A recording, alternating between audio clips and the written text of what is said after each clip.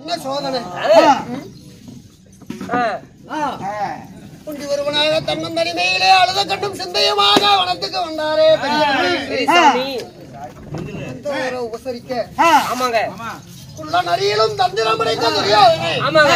தந்திரமா என்னிடம் தான வாங்கிட்டார். ஆமாங்க. கடவுளே கருணாகரா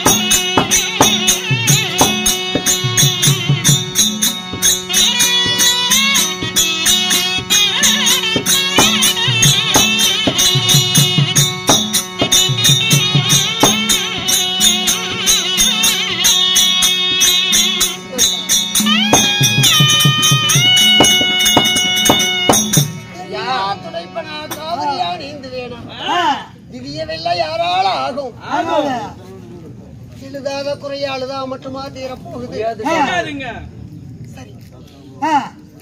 இன்று இரவு நேரம் நாளை சனிக்கிழமை ஞாயிற்றுக்கிழமை பலிபீடம் போகணும். நான் பிறந்தவுடனே என் தாயை பிரிந்து இந்த வனத்துக்கு வந்தேன். வந்த இடத்துல என்னை வளர்த்து ஆளாக்கியதெல்லாம் இந்த வனத்துல இருக்கக்கூடிய அதனால அரும்புகளாக என்ன ஆளாக்கிய இந்த மிருகங்கள் இடத்துல விடைபெற்று நானும் 10 திங்களோ ஒரு சாணங்கத்துல சுமந்து நெடுக்க தொடை நெடுக்க என்னை பெற்றவளின் தாய் நாகக்கண்ணி அவளிடமும் விடைபெற்று நான் பலிபீடம் போக தயாராக வேண்டும்.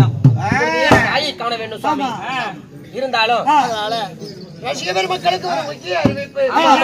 அதாவது வருகின்ற புதன்கிழமை இரவு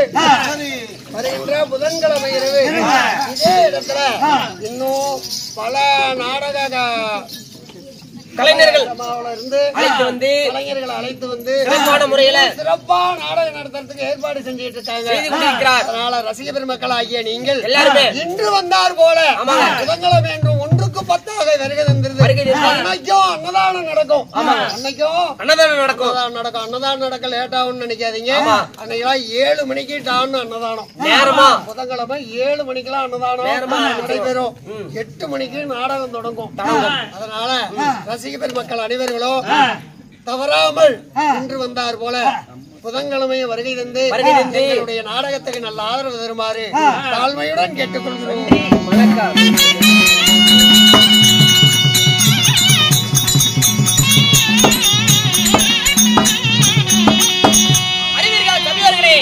இதே நேரத்தில் மணவாளாகப்பட்டவர் தன் தாயாகப்பட்ட நாகக்கண்ணியை தேடி செல்ல இப்பொழுது நாகக்கண்ணி வருவிதம் காண்க.